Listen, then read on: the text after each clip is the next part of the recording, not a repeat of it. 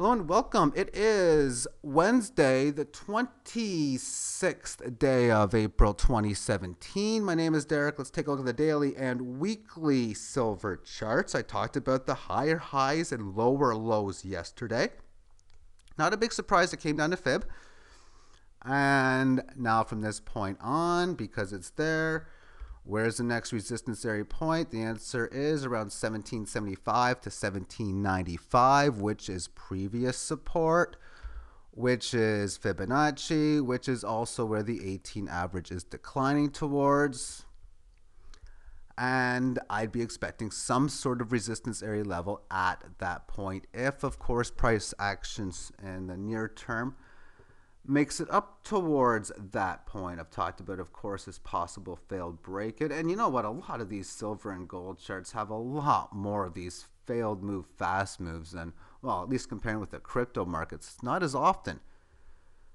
I wonder why. What would be the big difference within this type of price action movement versus, say, the cryptocurrency market, which is more of a free market with regular participants making their buys and sells in what I've considered to be more of a free market. And it's been years and years people talking about how it's not a free market, technical analysis doesn't work. Well, you understand history and you know, well, if it's this market, this move doesn't surprise me because of the failed move, fast move theory. And it makes it harder in these markets that if you're buying in this area up here, that these things can most certainly happen as well. The downward moves, that is. So with news that I read on Silver Doctors, apparently options expire this week, which, well, options are part of the derivative market.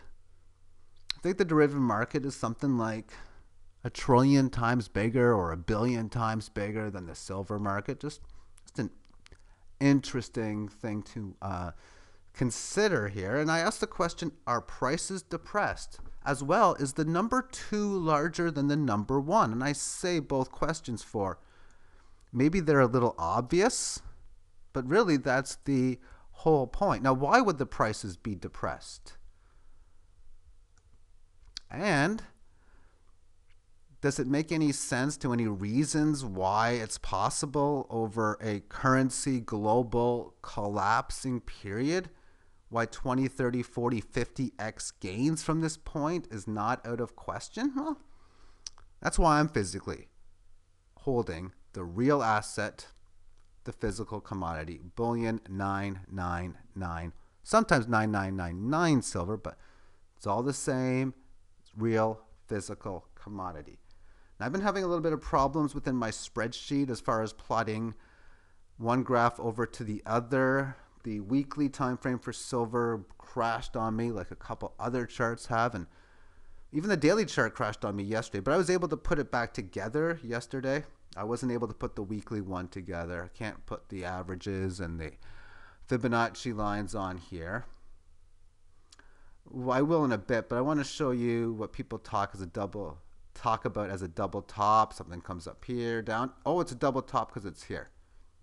In my book, a double top is where you go up, down, up, down. So there's boom, boom, boom, boom. Any move of this test of support would create, in my book, a double top. Situation here going higher, higher low, higher low, higher low. That'd be a nice bullish pattern. I can, however, draw a line chart with a swing line to make sure all of these key highs and lows are all in place. So let's do that. There we have it. And I do that within a spreadsheet by taking the current period, and I'll take the sum of its highs, lows, and close and multiply it by 3. The previous one I'll multiply by 2, and the previous one I'll just take solo. And if these levels increase from week to week, then that will tell me it's a bull market, and I'll take the highest price for that period. And in the situation of it being declining, that means it's in a lower period or a declining period, I'll take the lowest price. See, within here, I can see this 18 average band is arising. It found support at the 18 average of lows on this decline. It's where it is now. So it could still make a higher low within the rising 18 average band. And in doing such, and any moves higher would give me a nice setup again, if, of course, that comes into play. Furthermore, this whole thing, everything that has occurred, has happened within the neutrality band. All of this indecision. Higher highs, lower lows, that's indecision. And within such, the only test of breaking neutrality was in here after it first entered it, but it regained itself. In here, it tried to leave neutrality to go bearish. No. No again. No again. So therefore, it's going to explode one side or another, meaning if this neutrality fails down here, it wouldn't surprise me to see one or two big periods, daily candles going down here, sustained down movement towards this point. That's what I would expect if its movement is going to be down here, because that's what happens. You break the key support and resistance, it usually makes the fast, consistent move to that point. And then the same thing is true up here to the previous high. So therefore, it's just this whole sideways type of movement. That's what I like about the Fibonacci. Everything above this line is in bullish territory. Everything below this line is in bearish territory. And everything within the middle of these lines is in that of neutrality, which has pretty much been the case for over a half a year now. So thank you for tuning in and have yourself a great day.